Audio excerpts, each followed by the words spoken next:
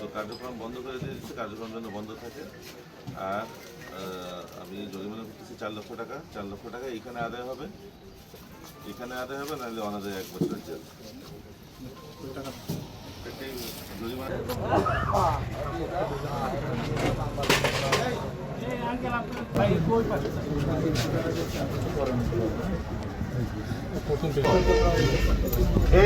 আমরা পরেরটা চলে যাই না।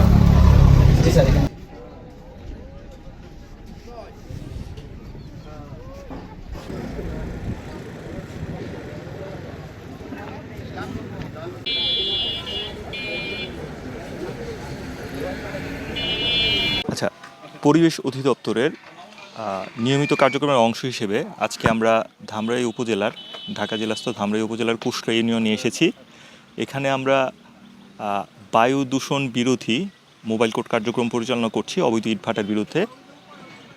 তো আজকে সকাল থেকে আমাদের কার্যক্রমের অংশ হিসেবে এ পর্যন্ত আমরা 4টি ইটভাটায় মোবাইল কোর্ট কার্যক্রম পরিচালনা করে 4টি ইটভাটাকে অবৈধভাবে কার্যক্রম পরিচালনা করার জন্য জরিমানা আদায় করা হয়েছে।